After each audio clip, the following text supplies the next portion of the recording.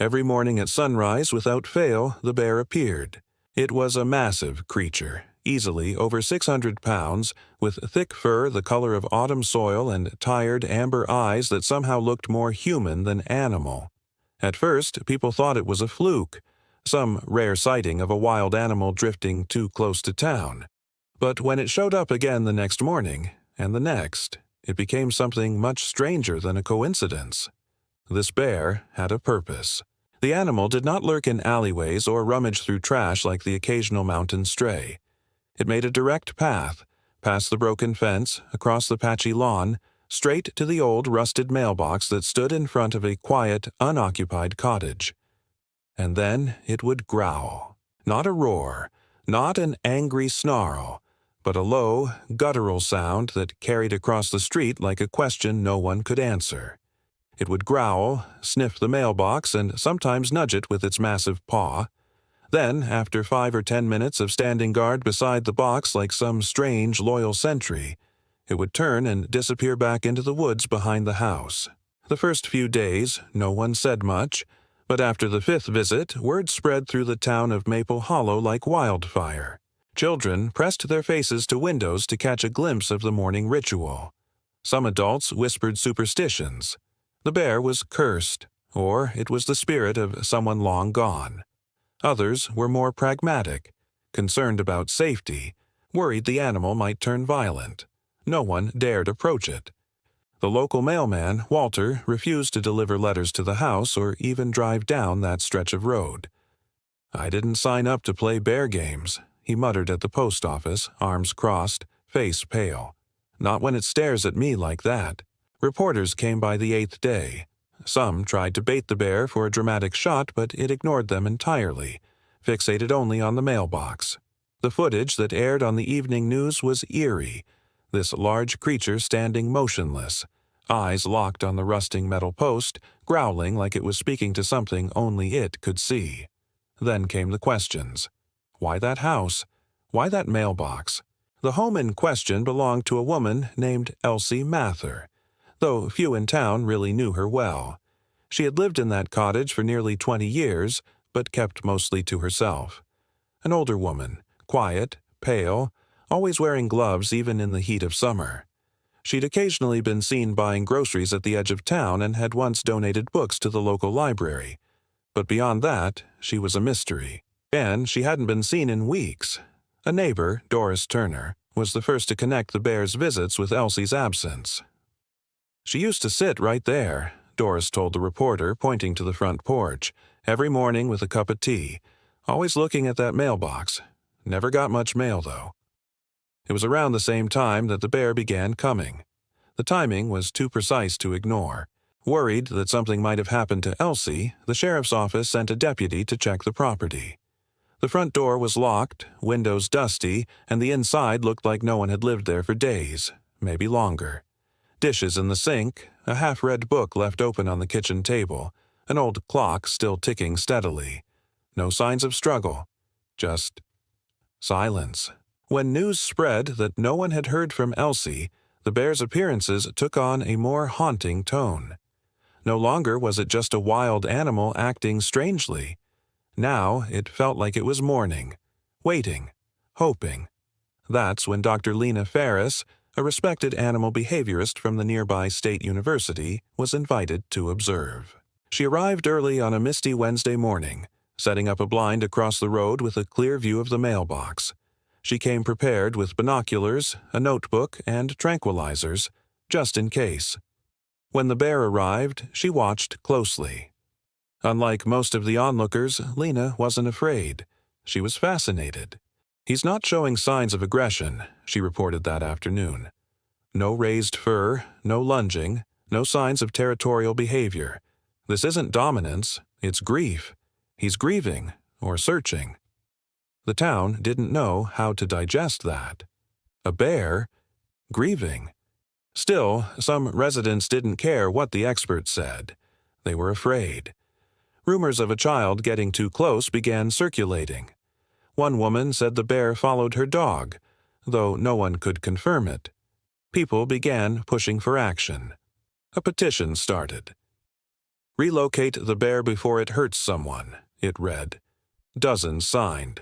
One man argued for euthanizing it before something tragic happens. But others pushed back. He's not hurting anyone, one older man said in a town hall meeting. He's not wild. He's looking for something. Tensions rose as the community split into camps. Those who feared the bear and those who believed it deserved answers, not exile. Then, one foggy morning, something different happened. A small boy named Aaron, no older than 6, wandered down the street just as the bear emerged from the tree line. His mother screamed from their porch, but the fog muffled her voice. Aaron, curious and innocent, toddled forward, toward the very mailbox the bear had visited so many times before. The bear stopped mid-step. Its massive head turned, nostrils flared. For a breathless moment, everyone watching thought the worst. But the bear didn't growl at the boy. It didn't charge. Instead, it turned away, took 2 lumbering steps back, and sat down. Quiet, still, watching.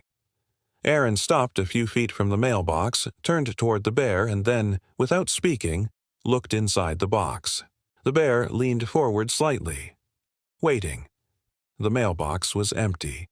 But the way the child looked back at the bear made it feel like something unseen had just passed between them.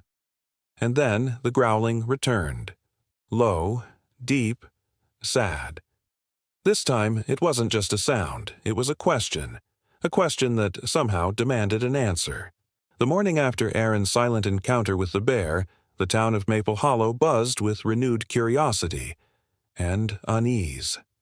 The image of the child and the beast standing peacefully across from one another seemed to shift the mood. The bear wasn't just an intruder anymore. It was something more complex, something familiar. That same afternoon, at the town diner, a woman named Mabel Chen sat sipping black coffee. She'd lived in Maple Hollow for 52 years and remembered things most others had forgotten. She saved that bear, Mabel said, eyes narrowed, voice firm. I remember now. The booth went quiet. It was, 15 years ago? Maybe more, she continued. There was a fire in the hills. Everyone thought it was lightning, but Elsie, she was always walking those woods, she came back one night carrying this tiny bear cub, burned paws, barely breathing. She never told anyone what she did with it, but I saw her out back once, feeding it from a bottle, wrapped in a towel like a baby. People leaned in. For the first time, something clicked. Elsie Mather, the recluse no one knew well, had raised a bear. She didn't want attention, Mabel added. She knew the town wouldn't take kindly to a wild animal being raised in a house. But she loved it. You could see it. Rumors became memories. Memories became testimony. And, with that testimony, the mystery thickened. The local authorities, still investigating Elsie's disappearance, agreed to let a small animal rescue team into her home. Not to arrest anyone, just to look. See if there were answers. The inside of the house was dim, the air stale. Dust floated like ghosts through slivers of sunlight. But as they moved from room to room, one thing became clear. This had been more than just a home for a solitary woman. In the corner of the small living room, a pile of chewed rubber toys shaped like fish and squirrels. A hand-sewn quilt covered in paw-print patterns. On the fireplace mantel, a framed photo. Elsie, a decade younger, holding a bear cub to her chest with a tired smile and soot-streaked cheeks. Definitely the same bear, one of the rescuers murmured. In a side room that might have once been a nursery, there were sketches, dozens of them. Crayon drawings of a bear and a woman. A younger child must have drawn them, or perhaps Elsie had drawn them for the bear, like bedtime stories.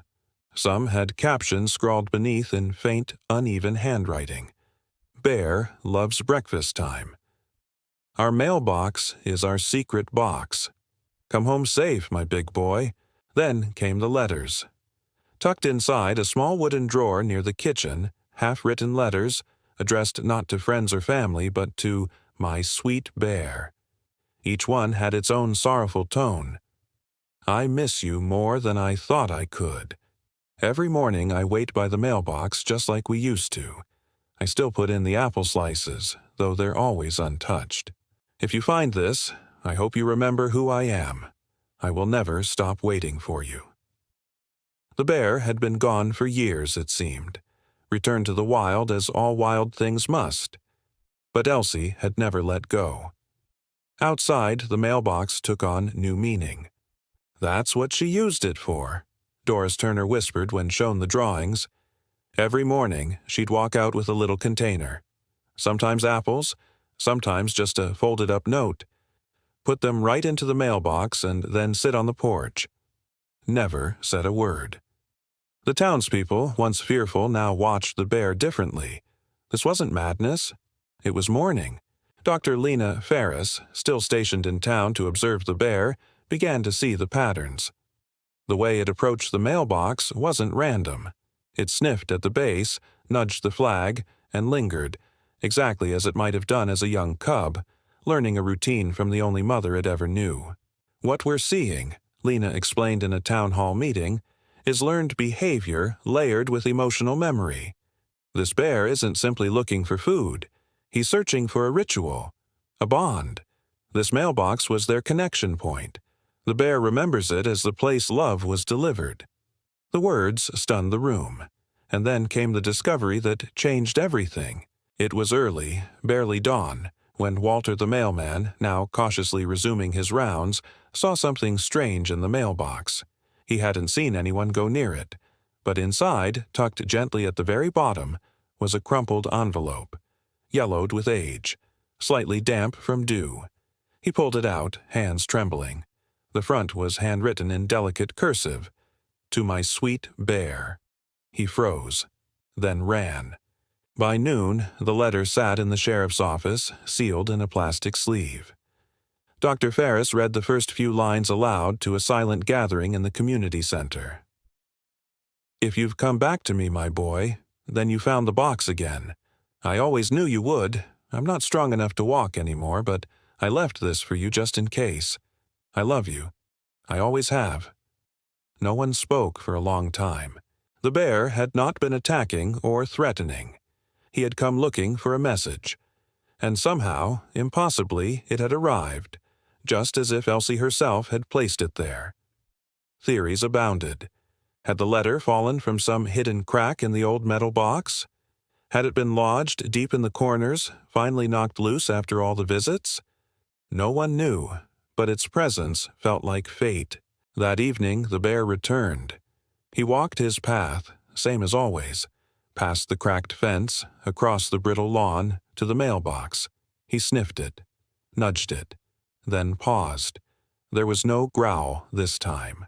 He sat, and for the first time in weeks he simply stayed, watching the horizon, as if waiting for someone he still believed would come walking out from the trees. The town watched with him, breath held, hearts aching, for the woman who had loved something wild and the wild thing that had loved her back. By now, the entire town had changed. What started as fear of a wild animal had turned into something else entirely, an unfolding mystery steeped in love, memory, and grief. The morning after the mysterious envelope surfaced, the community gathered at the old white gazebo in the center of Maple Hollow for a public reading. Sheriff Cale, a man of few words, held the letter with a reverence usually reserved for funerals. "This is what she left for him," he said, voice soft, "for the bear." He unfolded the fragile paper, its corners frayed, the ink faded but legible. Silence fell. "My sweet bear, if you are reading this, then you found your way home. I always knew you would. I'm sorry I couldn't wait for you in person. My legs won't carry me like they used to. The doctors say there's not much time left. But I couldn't leave this world without telling you the truth. You were never just a rescued cub to me. You were my child in every way that matters. I hope, when you smell this box, you remember the apples, the stories, the quiet mornings we shared. I hope you know that you were loved more fiercely than I ever knew I could love anything. Please don't forget me. E. People wept openly. Children clung to parents. Even the most hardened skeptics lowered their heads. The idea that this wild creature had been loved like family, that it had come back, searching through memory and scent for someone who once fed it stories and sliced apples, was nearly too much to bear. But the letter wasn't the last of it. The very next morning, while inspecting the mailbox for any structural weakness, part of a plan to move it into the town museum, a volunteer noticed something strange. At the back of the box, behind the rusted inner panel, was a thin seam, a hidden compartment. He pried it open carefully. Inside was a small, weather-worn metal box, locked but fragile. When opened in the sheriff's office, it revealed a bundle of documents tied with red string. Among them, a folded medical chart, an old veterinary scan, handwritten notes in Elsie's delicate cursive, and, shockingly, official adoption paperwork. And one more thing, a small, worn GPS tracking collar. The papers told a completely new story. Elsie hadn't just taken in a wounded cub. She had done it as part of a confidential wildlife rehabilitation program decades ago, when she was still a licensed field biologist. Before Maple Hollow, she'd worked in northern reserves, studying bear behavior and pioneering non-traditional rewilding techniques. Her work had been controversial, emotionally driven, hands-on, and often in conflict with government agencies focused on strict detachment. But here, away from the spotlight, she had continued her mission. Quietly, without seeking fame or validation, she had turned her home into a sanctuary. The bear, identified in the documents as Cub Ajicira 47B, rescued from Brushfire Range E, had been under her care legally. The collar, stored like a relic, proved he had once been part of a monitored release program. But, for reasons unknown, the collar had been removed before he re-entered the wild. Whether to protect him or hide him, no one could say for sure. The discovery rocked the town. "She wasn't a hermit," said Dr. Lena Ferris, holding the documents like holy relics. "She was a pioneer, a rescuer, a mother." But as the town grappled with this profound new understanding, an ominous development arrived. Literally. That same afternoon, 2 black SUVs rolled into Maple Hollow bearing the emblem of the U.S. Department of Wildlife and Environmental Management. Agents in green uniforms stepped out, eyes serious and postures rigid. Word had reached them about the bear, the GPS collar, the public gatherings. The lead official, Agent Norman Ray, addressed the town council directly. "This bear, while emotionally significant to you all, remains a wild animal, and by federal standards it poses a public risk. We've authorized a tranquilization and relocation operation effective within 48 hours. It hit the town like a thunderclap. "He's not dangerous," someone cried out. "He's mourning," said another. Ray's face was unmoved. "This is a legal matter, not a sentimental one." A split began forming down the heart of Maple Hollow. Some, like shopkeeper Hank Dillman, feared what the bear might do if startled. What if it lashes out? What if next time it isn't just a mailbox? Others, especially the children, rallied to the bear's defense. Little Aaron, who had stood calmly in front of the bear that strange morning, spoke at a hastily arranged town hall. "He's looking for his mom," he said simply, "and you're trying to take him away from her house." The statement was replayed over and over on local news stations.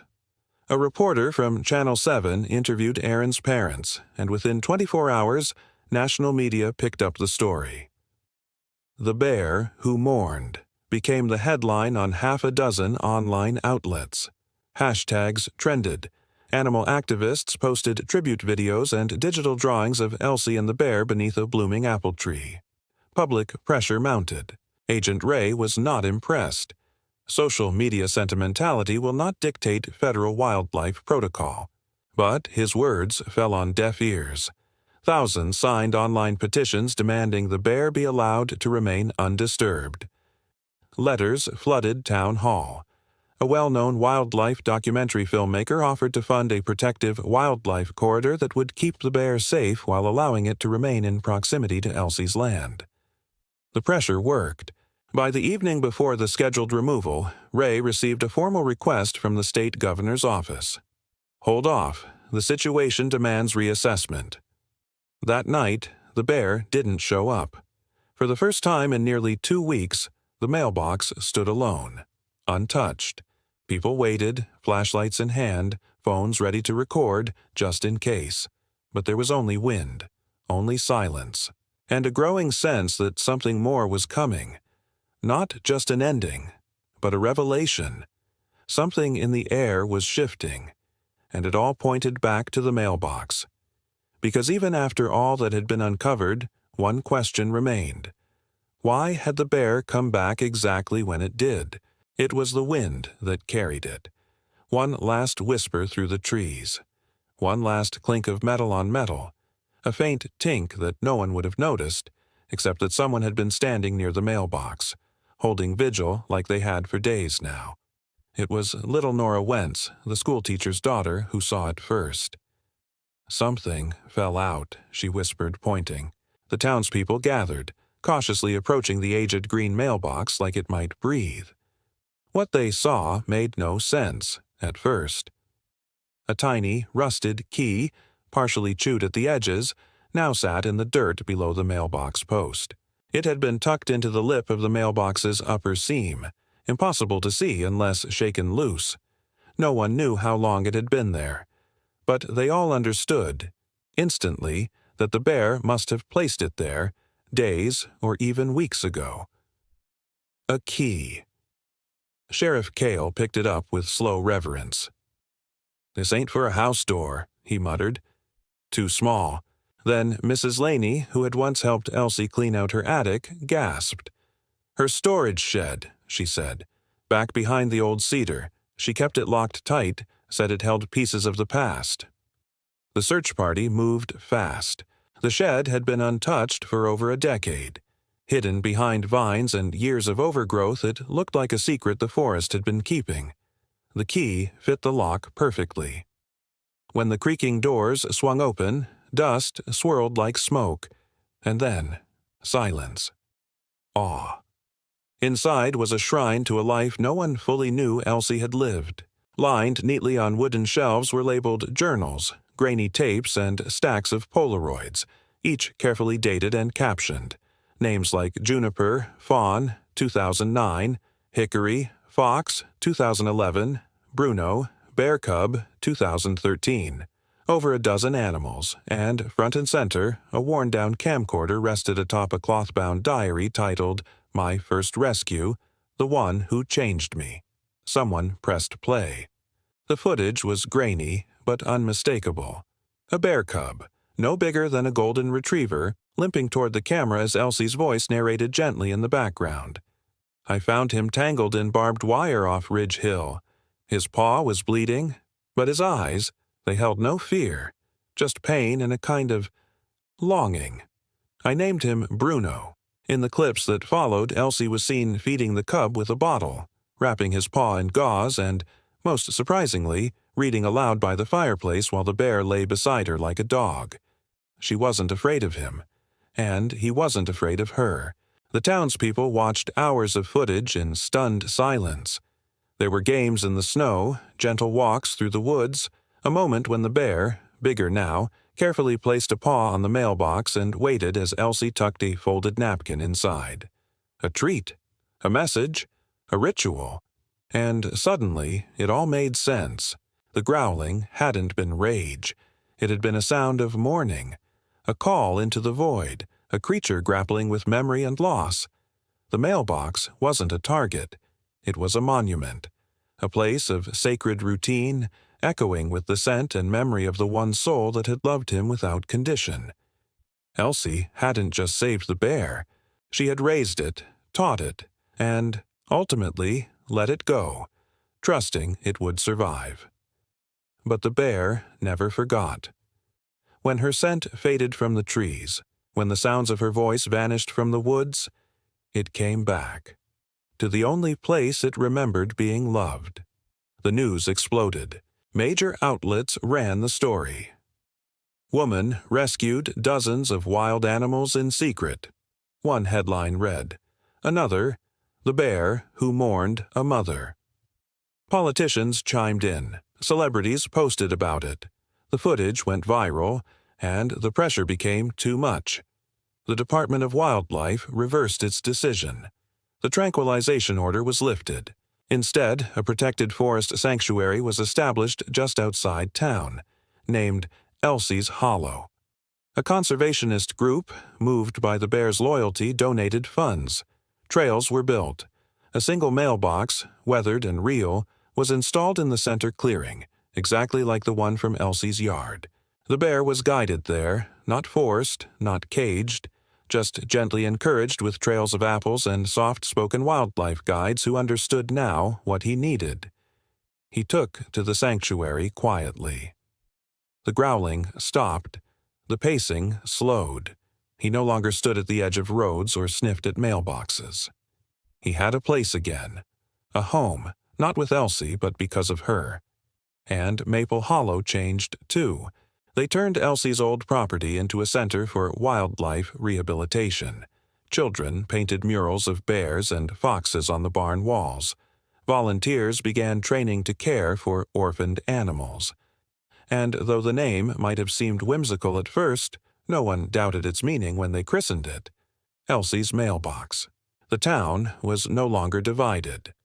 The bear had brought them together, not through fear or danger, but through love, memory, and the deep, aching mystery of loyalty. And then, as if scripted by the stars, something happened. Months after the sanctuary opened and the world had moved on, a lone cub, the same one seen trailing the bear weeks earlier, returned, alone. Small, hesitant, fur ruffling in the wind, it emerged at dawn from the tree line and made its way to the mailbox in the sanctuary's center. People held their breath. The cub approached, sniffed gently, and then, without ceremony, placed a small round stone into the mailbox slot. It nudged it once, then turned away and walked calmly into the woods. No one said a word for a long time. Some thought the cub had mimicked something the adult bear once did. Others believed it was instinct, ritual, or maybe even gratitude. But for those who had followed the story from the beginning, it was clear. The cub had said goodbye. And as for the final line, written on a plaque now mounted next to the original mailbox at the center of Elsie's Mailbox Wildlife Center, it read, "The bear hadn't been growling at the mailbox. He was calling out for the only friend he ever truly had, and waiting for the world to listen."